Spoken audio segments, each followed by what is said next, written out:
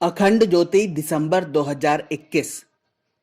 चेतना की शिखर यात्रा 231। साधना स्वर्ण जयंती।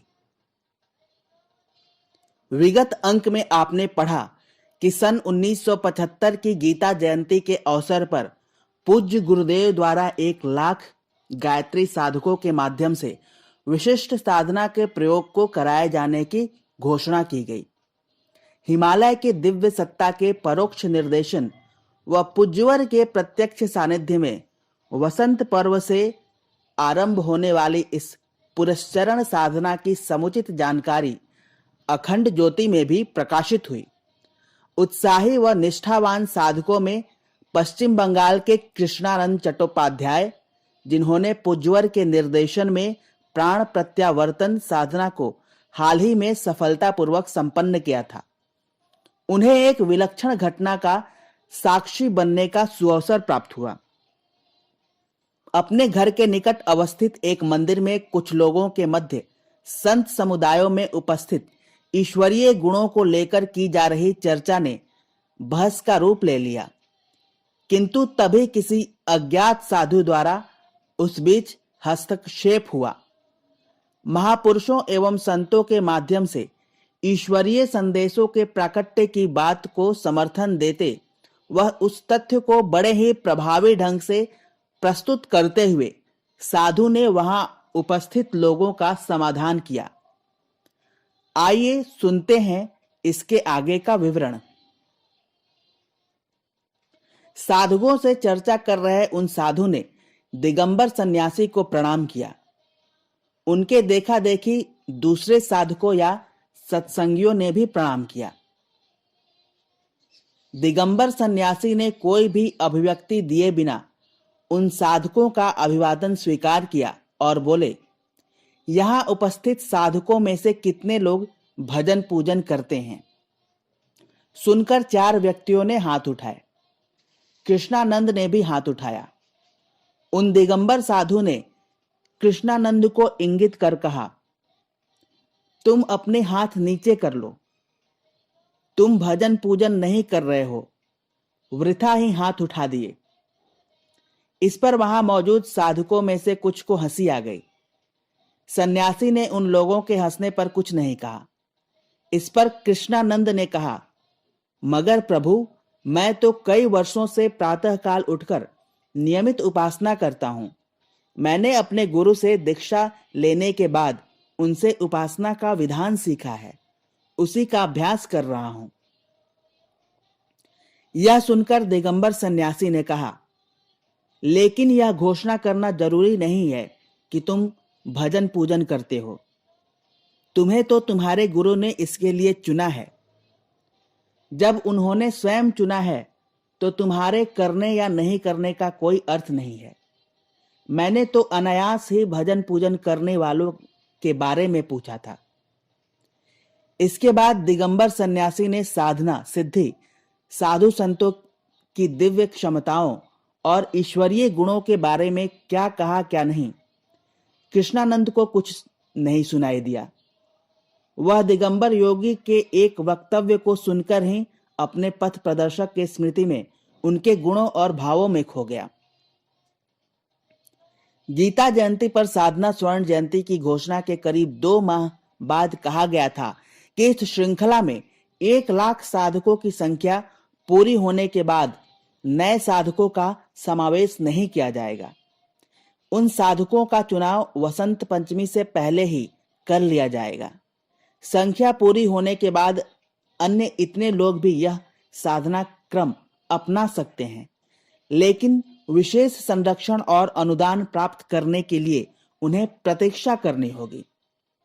अपने को इस योग्य बनाने के लिए उन साधकों को साधना में श्रम करना होगा और प्रतीक्षा भी। इस प्रतिबंध ने कई साधकों को व्यथित किया।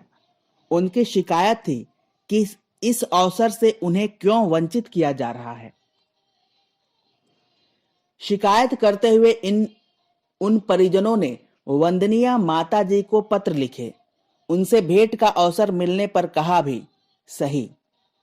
शांति कुंज में चलने वाले साधना शिविरों में पहुंचे ऐसे लोगों ने गुरुदेव के सामने भी अपना दुखड़ा रोया। उन साधकों को उनकी मनस्थिति और आवश्यकता के अनुसार समझा दिया गया।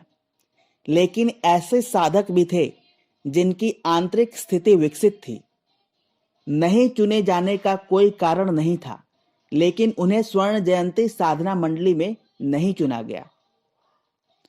आंध्र प्रदेश में मुबारकपुर के साधक जगन तारक इसी तरह के साधक थे। उन्होंने 1958 में गुरुदेव से दीक्षा ली थी और वे प्रातः सायं दोनों समय ब्रह्म संध्या करते थे। सूर्योदय और सूर्यास्त के निर्धारित समय अनुशासन का उन्होंने सदा पालन किया। रोग बीमारी की अवस्था में या यात्रा में रहने के समय भले ही कभी व्यवधान हुआ हो, अन्यथा ऐसी स्थिति कभी नहीं आई कि नियम अनुशासन टूटा हो। जगन तारक के संबंध में विदाई सम्मेलन के समय 1971 में गुरुदेव ने कहा था, वे निष्ठापूर्वक कदम से कदम मिलाकर चल रहे हैं। पिछले 14 वर्षों में उन्होंने सभी निर्देशों का निष्ठापूर्वक पालन किया, चाहे वे आत्मिक प्रगति के लिए किए गए हों या समाज साधना के लिए।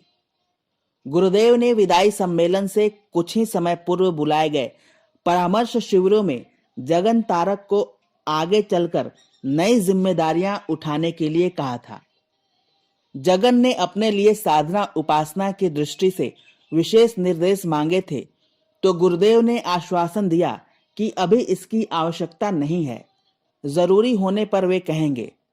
शायद जरूरत पड़े भी नहीं, क्योंकि उनकी आत्मिक क्षेत्र की आवश्यकताएं वे स्वयं पूरी करते रहेंगे।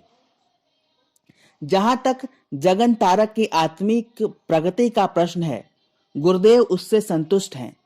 जगन तारक की तरह नौसारी गुजरात के गोकुल भाई, जौनसार बिहार के रमण कुमार सिंह, नलिलपुर तमिलनाडु के पीआर गोपालन, कोजिपेड की शालिनी, मंडला मध्य प्रदेश के मधुसूदन, मिर्जापुर उत्तर प्रदेश के नारायण शर्मा और भिलवाड़ा राजस्थान के फतेह सिंह आदि कार्यकर्ताओं के अनुसार गुरुदेव ने उनकी आत्मिक स्थिति पर भी संतोष व्यक्त किया था।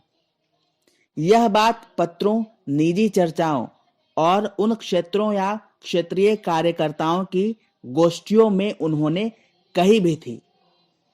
इन कार्यकर्ताओं का विश्वास इतना सुदृढ़ था कि वे शांति कुंज से अपने चुन लिए जाने की सूचना का इंतजार कर रहे थे। वसंत पंचमी तक सूचना नहीं आई तो इनमें से कुछ शांति कुंज गए। वैसे कार्यकर्ता प्रतिवर्ष वसंत पंचमी पर गुरुदेव माता जी के दर्शन करने शांति कुंज आया करते थे। इस बार जिद लेकर गए कि अपने नहीं चुने जाने का कारण पूछेंगे। कहीं कोई भूल चूक हो गई हो तो अलग बात है, वरना उन्हें वंचित रखा गया है तो अपनी आपत्ति दर्ज कराएंगे। नलिनपुर के पीआर गोपालन और मंडला के मधुसूदन इसी तरह की शिकायत लेकर चले थे और संयोग से भोपाल में मिल गए।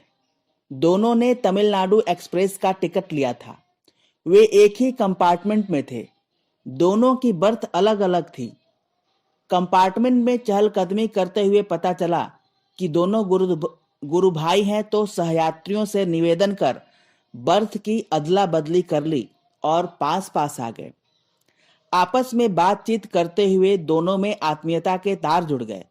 दोनों ने विशेष साधना में नहीं चुने जाने की पीड़ा एक दूसरे से कही। इस पीड़ा को बांटते हुए दोनों ने एक मुकाम पर तो यहां तक निश्चय कर लिया कि उन्हें नहीं चुना गया तो गुरुदेव से जिद करेंगे। बात जिद से नहीं बनी तो झगड़ा भी करेंगे। इस निश्चय के बाद थोड़ी ग्लानि हुई तो गोपालन ने यह कहते हुए इसे दूर किया कि झगड़ा क्यों नहीं कर सकते, वे अपने पिता हैं और जब पिता हमें अपना वांछित नहीं देता तो संतान झगड़ा करती है या नहीं, हम भी तो उन्हीं के पुत्र हैं। कहते कहते दोनों हंस दिए। समाधान की फिक्र नहीं।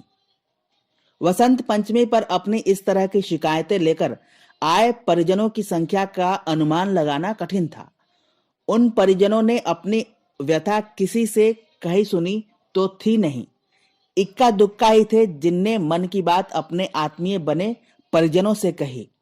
लेकिन आश्चर्य यह कि गुरुदेव माता जी के चरणों में प्रणाम निवेदन के बाद कई साधकों का समाधान हो गया। समाधान का यह संदेश जाते जाते उनके द्वारा गुरुदेव के नाम लिखे पत्रों में व्यक्त हुआ। गुरुदेव ने उन परिजनों की भावनाओं के बारे में 2 दिन बाद हुई कार्यकर्ता गोष्ठी में बताया। उस गोष्ठी में गुरुदेव ने वसंत पर्व पर आए साधकों की मनोदशा का जिक्र किया। इस उल्लेख में 1 लाख साधकों की परिधि से बाहर रह गए परिजनों की उलझनों और समाधान के संकेत थे। जिन परिजनों के मन में विशेष साधना में सम्मिलित नहीं होने की पीड़ा थी, उन्हें गुरुदेव ने कहा था कि इस श्रृंखला से कुछ साधक गायत्री जयंती से स्वतः हटेंगे। श्रृंखला से बाहर रहते हुए जो परिजन विशेष साधना कर रहे होंगे, उन्हें प्रवेश मिल सकेगा।